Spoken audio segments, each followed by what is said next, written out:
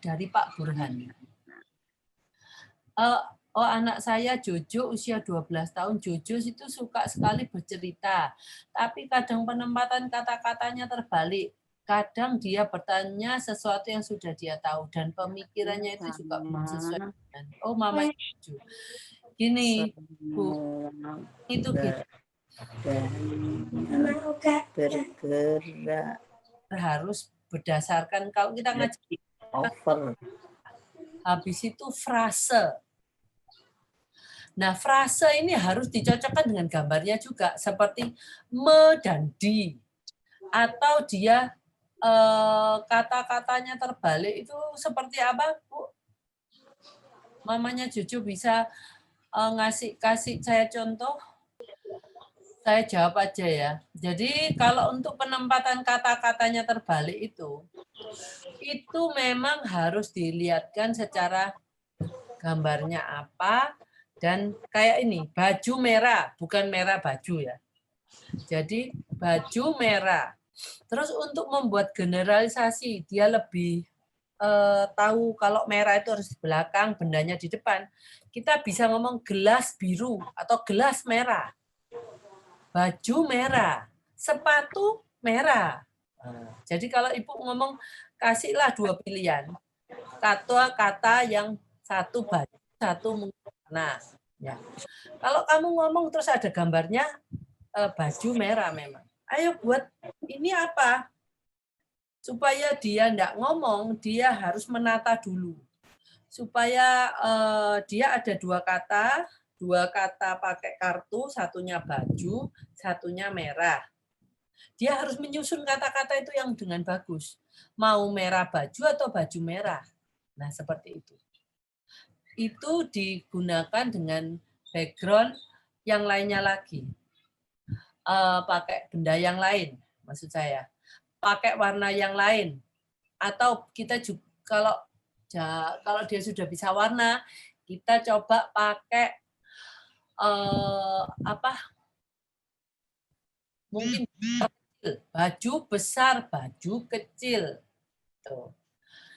Nah, itu yang akan membuat anak ini akhirnya jangan ke kalimat yang panjang dulu. Jadi ke frasenya dulu yang diperkuat. Karena biasanya kebalik-balik itu frasenya atau gini, Jojo makan. Dia akan ngomongnya makan Jojo.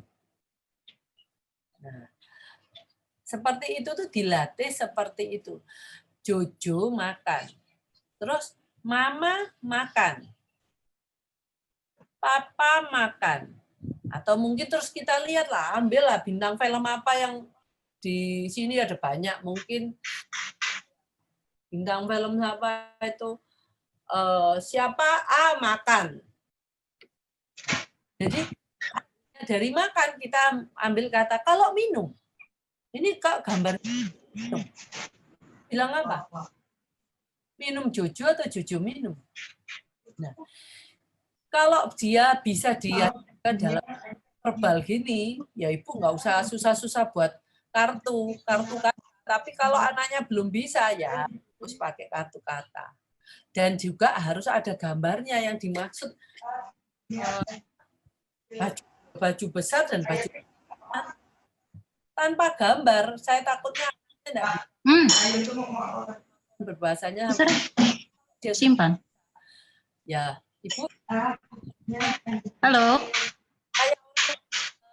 Sering ngomong yang dia suka terbalik-balik itu Ibu buat guyon gitu ya. Tiap kali jadi, oh tuh aku lihat minum Jojo. Loh. Komunikasi Jojo minum. Jadi kita salah-salahkan dia biar yang benar-benar kan. Gitu ya. Kalau dia bertanya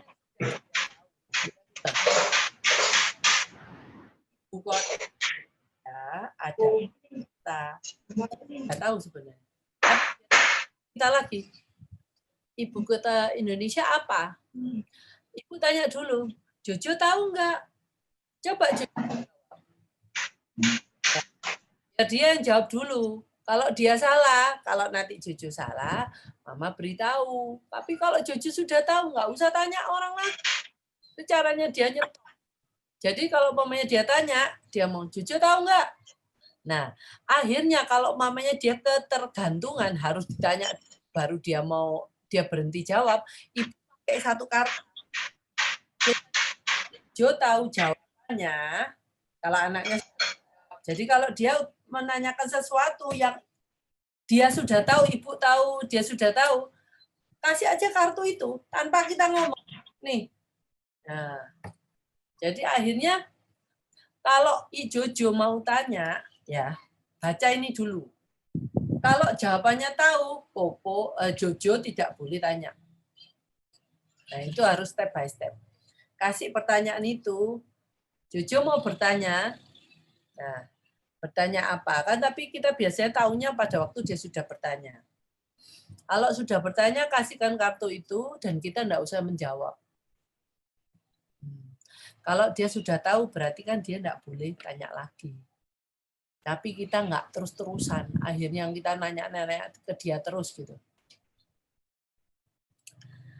Oke, sekarang dengan Bu Maudi. Maaf Bu, saya bukan dokter.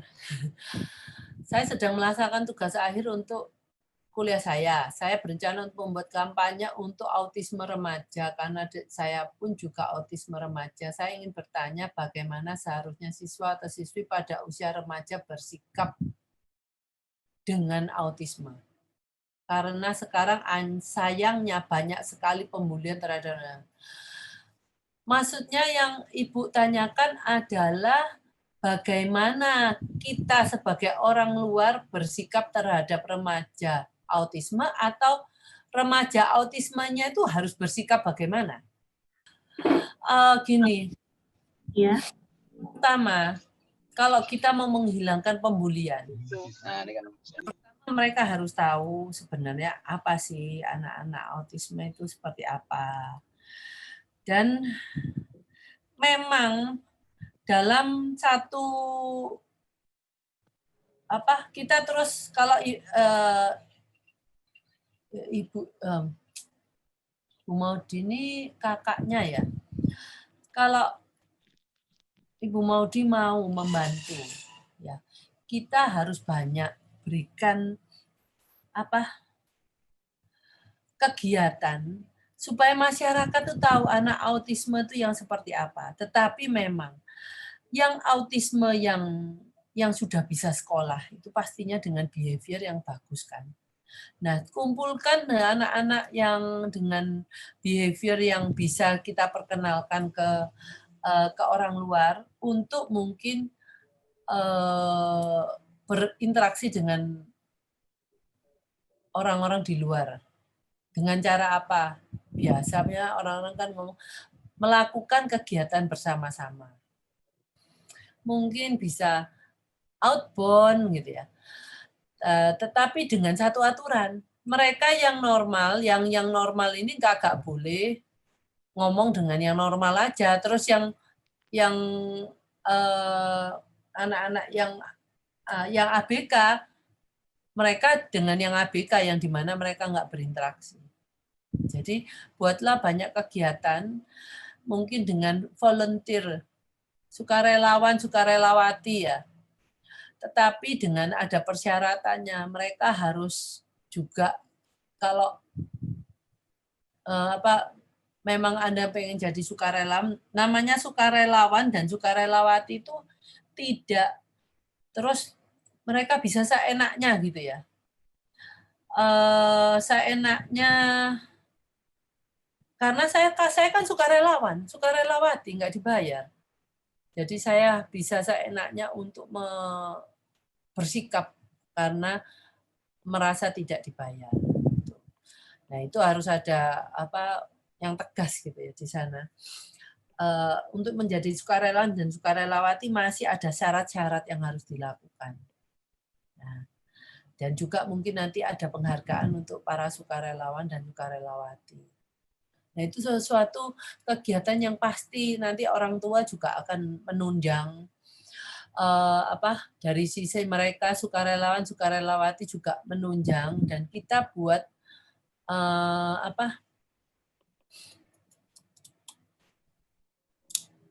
kita buat kegiatan yang mereka mengenal mereka secara fisik dulu. Setelah itu mungkin bisa ditanyakan gini, menurut Anda yang bukan ABK, apa ya yang dirasakan oleh anak-anak ini, atau apakah yang kekurangan anak-anak ini? Dan Anda kalau sudah tahu kekurangannya, bisa nggak dibayangkan apa yang dirasakan oleh mereka sebagai penyandang ABK, sebagai anak sebagai ABK? Itu yang bisa memicu mereka bersimpati. Seperti saya ngomong, anak yang hipersensitif itu nggak enak jadi orang hipersensitif. Jadi mereka kalau mau menggambarkan hipersensitif itu ya, kamu di situasi hipersensitivitas all the time, sepanjang waktu. Terus apa yang kira-kira kamu lakukan, kamu rasakan? Nah, itu yang kalau mereka tahu, oh, kalau kamu sekarang beruntung, tidak merasakan itu, bisakah kamu membagi keberuntunganmu sebagai yang lahir sebagai yang tidak punya problem terhadap anak-anak yang kurang beruntung? Itu aja. Maaf, hari ini saya tidak tahu ini laptop saya kenapa. Mungkin kali ini sesi tanya jawabnya kurang bagus ya. Jadi saya tidak bisa tahu jelas, saya cuma bisa ngomong tanpa bisa tahu feedbacknya secara langsung gimana. Oke, untuk Harun. Pak Harun, Ananda mau masuk SD, biar gak jenuh pas jam pembelajaran untuk bisa duduk diam lama di kelas, dikasih kegiatan apa? Ini Bu, saya kasihkan ini ya. Saya ini sebenarnya belum ya terapi. Nah ini. Saya juga nggak bisa. Aduh, ini. Oke. Ini teraben bisa ditaruh di kelas, di kursi. Nah, ini bisa membuat anak-anak sibuk dengan tangannya dan kakinya. Ini bisa jadi membuat anak-anak bisa lebih lama bisa duduk lama di kelas. Terus mungkin dikasih fidgeting ini ya. Fidget itu mana? Oh, atau duduk di atas bola.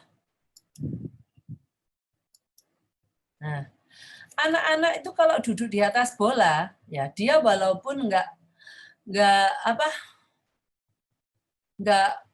berdiri, dia masih bisa bergoyang ke kiri, ke kanan, muka, belakang.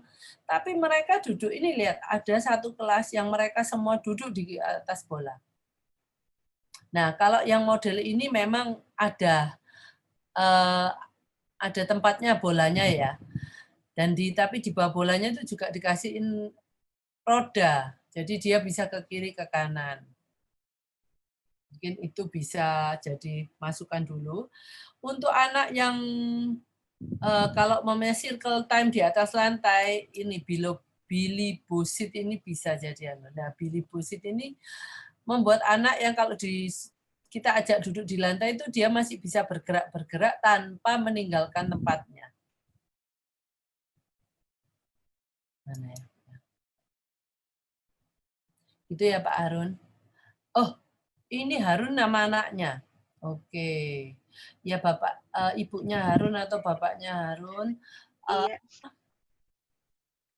Yang itu bisa dilakukan sama, jadi sebenarnya gini Bu, kalau yaitu untuk bisa duduk lama itu tiap anak itu memerlukan harus tahu dulu Bu, dia itu hipo atau hiper. Kalau kita sudah tahu sebelum dia duduk, kita berikan kegiatan-kegiatan yang dia minta, yang dia inginkan, yang dia perlukan untuk bisa itu duduknya bisa jauh lebih lama. Nah, cuman ibu harus tahu dulu.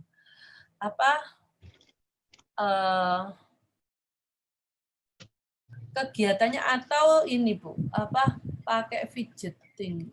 Sebentar ya.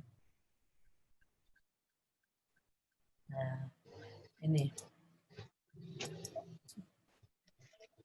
Ini ada mainan yang bisa dia harus pakai ditaruh di pensilnya, tangannya bisa atau bisa kasih bola, dia bisa meremas-remas, terus atau Squishy ya? Kayak squishy itu ya Bu Mimpi? wah bisa jadi nya kecil, tapi dia bisa asik di sana dan dia bisa duduk, masih tetap duduk di dalam kelas, di atas kursi di dalam kelas gitu. Oke. Nah, oke. Ini yang pertama, ini bullshit. Ya, ini loh. Udah kelihatan ya semuanya ya. Ini screen saya.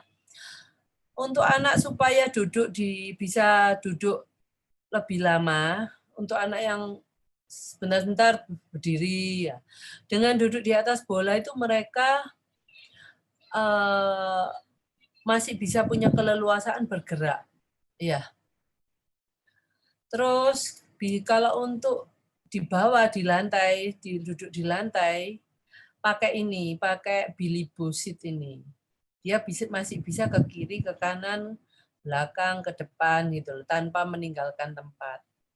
Terus lagi bisa juga dengan ini terapen.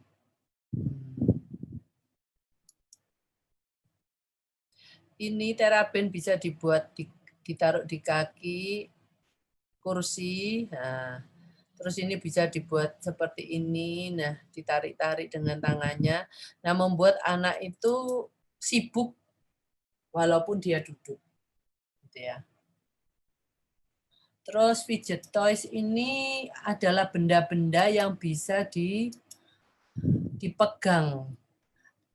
Ya, seperti pensil-pensil itu ada bisa kayak ulir gitu ya. Itu bola. Nah, jadi dia bisa melakukan dengan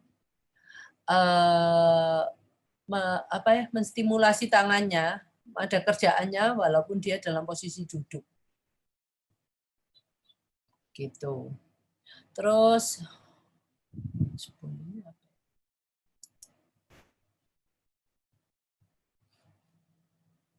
bentar.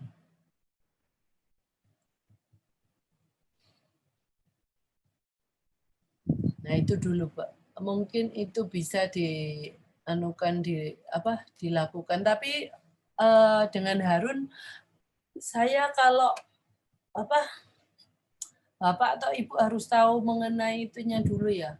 Untuk sensorinya dulu ya. Supaya saya bisa kalau ini sih enggak apa-apa sih.